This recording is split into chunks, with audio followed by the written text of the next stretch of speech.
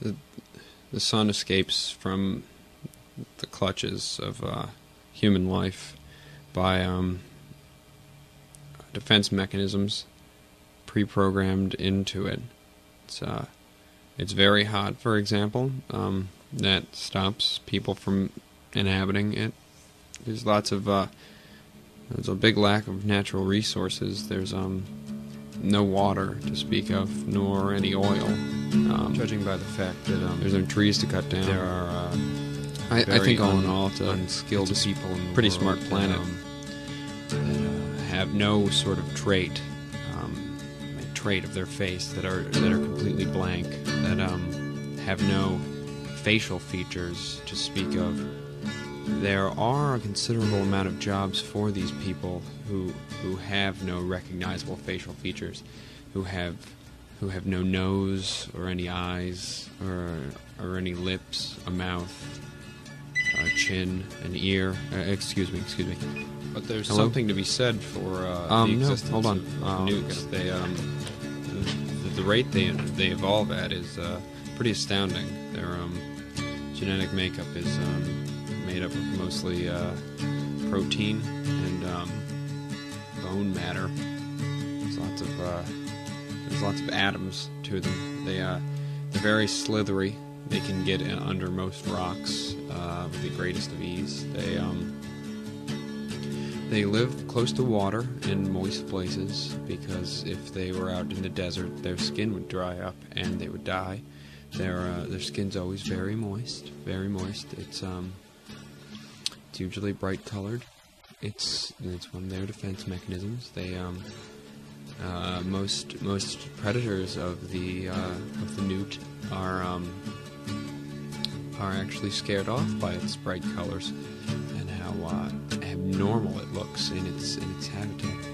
It's like you'd imagine that they'd be very dark, like if they were hiding under rocks or in stream beds, but they're usually very bright colored. And when, say, a wolf comes up to drink out of the stream that they live in, they will see this strange creature. Wolves are colorblind, obviously, but they will notice that it's very, very much lighter than the rest of the creatures it comes in contact with every day. And even though it's smaller, it will be very afraid of the brightness of this strange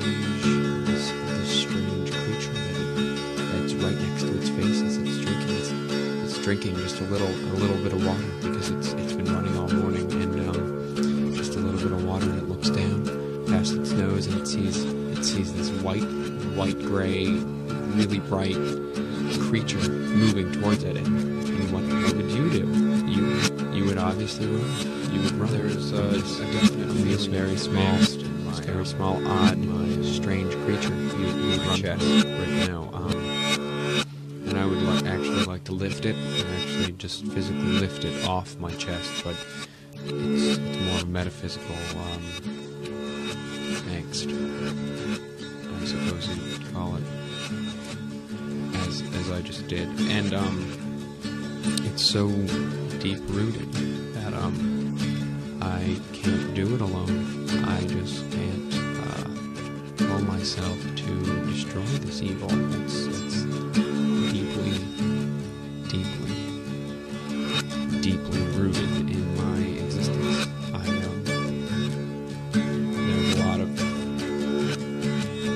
anger, a lot of hostility. It's actually too chaotic for us to understand. There's a lot of carbon-based life forms. This overwhelming,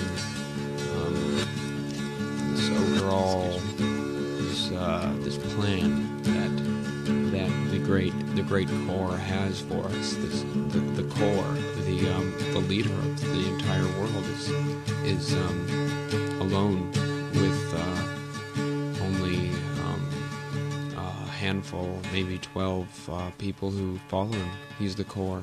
He is the sediment. He's swift to judge. He's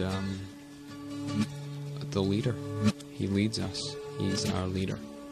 He takes many forms, that of rocks, of basic vermin life.